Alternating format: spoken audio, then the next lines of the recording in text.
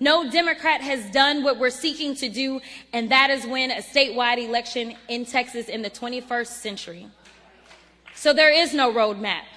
There is no blueprint, and there is no cheat code. So for everybody that thinks they got it, just watch and I'll give it to you.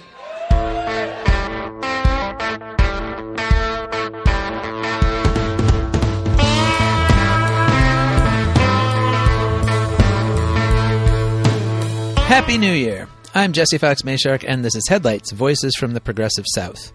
Headlights is a production of the Progressive South, a nonprofit media platform dedicated to amplifying progressive voices and values across the southern United States. Voices like Congresswoman Jasmine Crockett of Texas, who you heard up top during her announcement last month that she is running for Senate. She's one of two high-profile Democrats in that race so far. The other is Texas State Representative James Tallarico, and it is just one of many interesting elections to watch across the South this year. That's why we're going to kick off 2026 with a look at some of the key electoral battlegrounds in our states as we head toward the November elections. And later in the episode, in our Arts and Culture segment, we're going to mark the start of Carnival season leading up to Mardi Gras, but maybe not where you'd expect. Okay, on to the elections. And remember, for more information on all of this, you can find links to news and data sources in the show notes. As we've discussed here plenty of times, the South remains dominated by far-right conservative interest groups at both the state and federal levels. But the sturdiness of that dominance varies from state to state, and several political races this year will test it. Let's start in Texas, the site of last year's dramatic and controversial congressional redistricting fight. Democrats have not won a statewide office there in nearly 30 years, but the state party has dedicated itself this year to contesting every office on the ballot, the first time in modern history that either party has managed to field a full slate of Texas candidates. The most watched races will no doubt be governor and senator, both of which feature Republican incumbents seeking re-election. Texas has no term limits for governor, and incumbent Greg Abbott is seeking a fourth four-year term, which would make him the longest-serving governor in Texas history. Several candidates have emerged on the Democratic side, but the one garnering the most attention is State Representative Gina Hinojosa.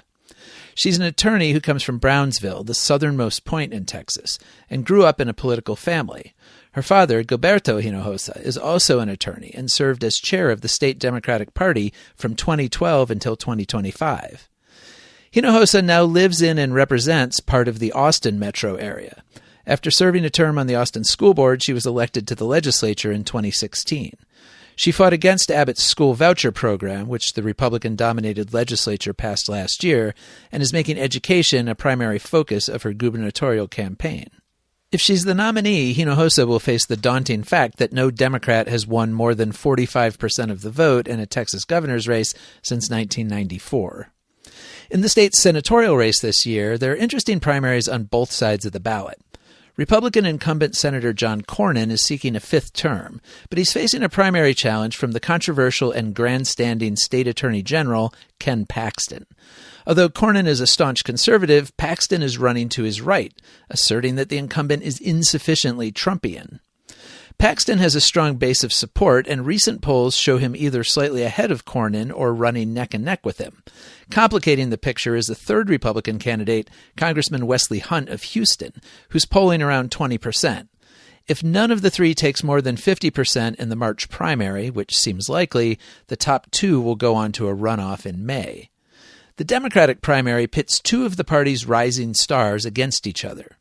One is Jasmine Crockett, an attorney and former public defender who served one term in the Texas House of Representatives before being elected to Congress in 2022, representing part of Dallas. Despite her short tenure, she's made waves as a sharp-tongued critic of the Republican leadership of the House and the Trump administration. She was given a high-profile speaking slot at the 2024 Democratic National Convention. She's up against Texas State Representative James Tallarico, a former public school teacher who's been in the state legislature since 2018. He's also turned himself into a viral social media star with impassioned and eloquent speeches on the state House floor. A self-described deeply religious Christian, he has assailed Christian nationalism and went on the Joe Rogan podcast to talk about his faith. Although both Crockett and Tallarico have taken generally progressive positions on most major issues, one that could differentiate them in the March primary is support for Israel. Tallarico has been critical of the Netanyahu government and has said it is committing war crimes in Gaza. He's also a critic of the pro-Israel lobbying group AIPAC.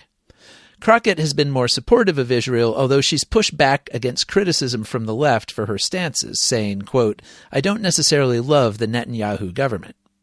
Since we heard a little from Crockett at the start of the episode, here's a snippet from Tallarico's campaign announcement in September. Trans people aren't taking away our health care. Muslims aren't defunding our schools. Immigrants aren't cutting taxes for themselves and their rich friends.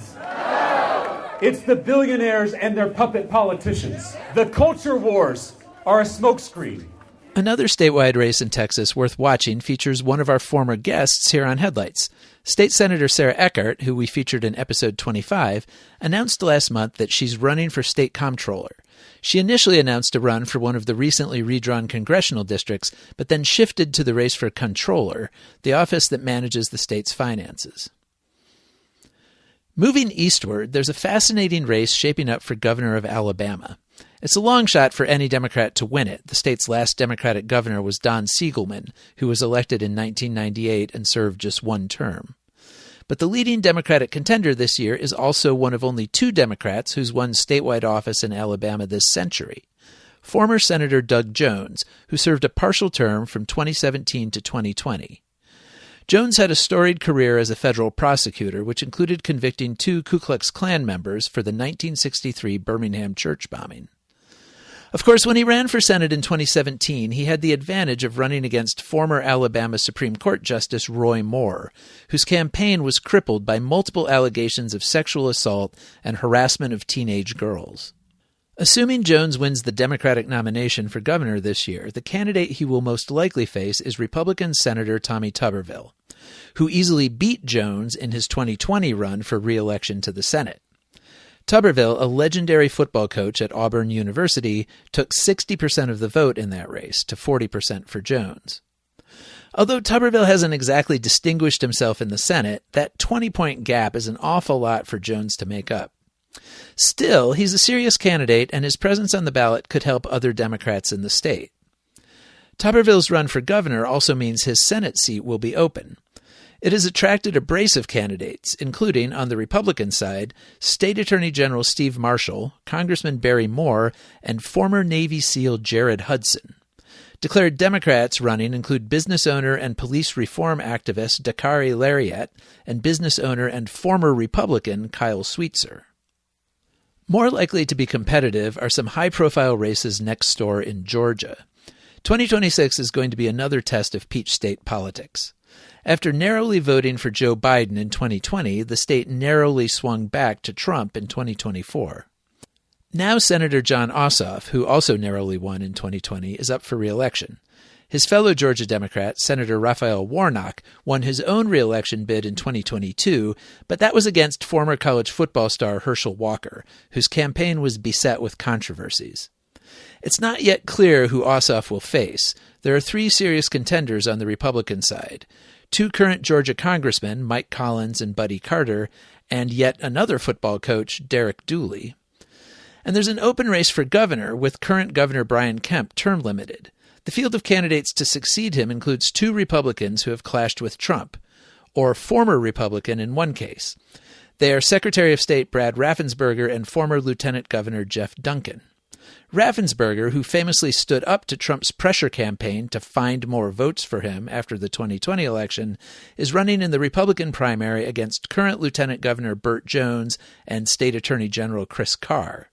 Raffensperger has largely avoided criticizing Trump since the fallout of the 2020 election, and has promised to work with him if elected.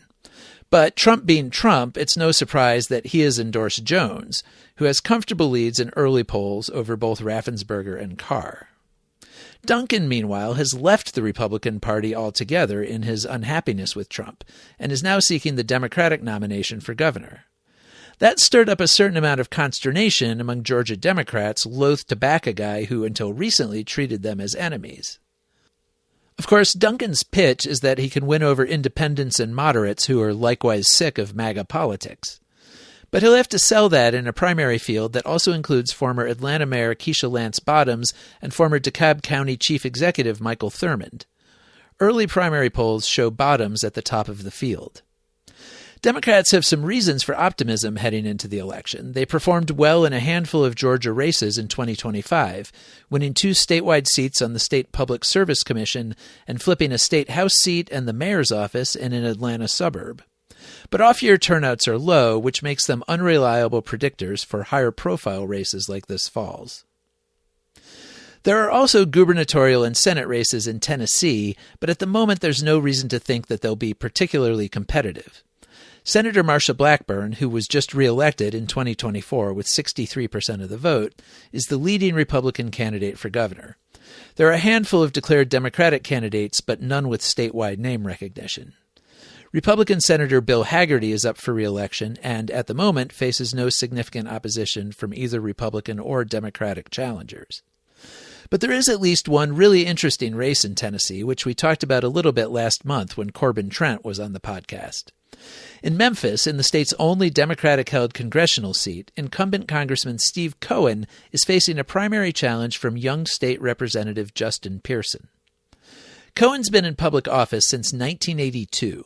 He served in the state Senate for 24 years before being elected to Congress in 2006. He will turn 77 this year. Pearson was one of the 2 black state representatives expelled from the legislature in 2023 after staging a brief protest on the floor of the state house. He was quickly reappointed and then reelected to his seat, and the episode turned him and fellow state representatives Justin Jones and Gloria Johnson into national political figures. His challenge to Cohen is among the most notable face-offs this year between old guard Democrats and younger progressives. Pearson's being supported by the Justice Democrats group, which helped elect progressive members of Congress, including Alexandria Ocasio-Cortez, and also by young Democratic activist David Hogg, who's committed $1 million to support Pearson. So those are some of the big races to watch across the South this year. There's plenty of others that will be interesting in various ways, and I'm sure we'll talk about some of them as the election cycles move along. There's also the possibility of further monkeying with congressional district maps, especially if the U.S. Supreme Court further erodes the protections of the Voting Rights Act. We will be tracking that as well, of course.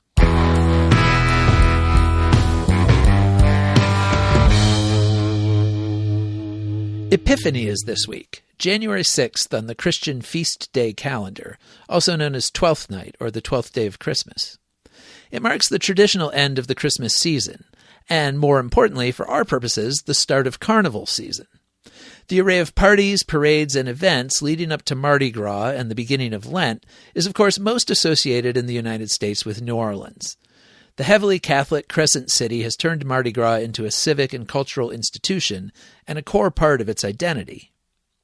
But while New Orleans has marked Mardi Gras in various ways ever since its founding in 1718, it can't claim to have originated it in North America. That honor goes to Mobile, Alabama, about 150 miles east of New Orleans along the Gulf Coast. And people in Mobile are pretty proprietary about it. As the Visit Mobile website announces in a big, bold headline, Mobile is the birthplace of America's original Mardi Gras. The festival was first celebrated in the city in 1703, 15 years before New Orleans was even founded. Over the centuries, it has accrued its own traditions and festivities, which include parades and costumed balls.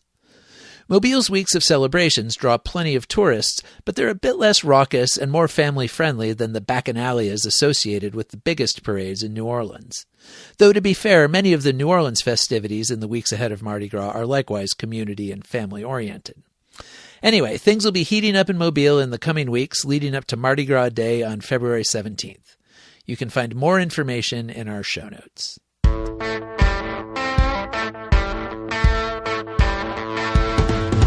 And that wraps up our first episode of 2026. Remember, the Progressive South is a nonprofit enterprise, and you can find information about supporting us on our website, theprogressivesouth.org. You can also reach out to me directly at jmayshark@theprogressivesouth.org. Thanks to our friends in Bark for our theme music, and to Lord Seth the Libertarian for his production work at Barbarian Productions. And thanks to you for listening. I wish everyone the best for 2026. Talk to you next time.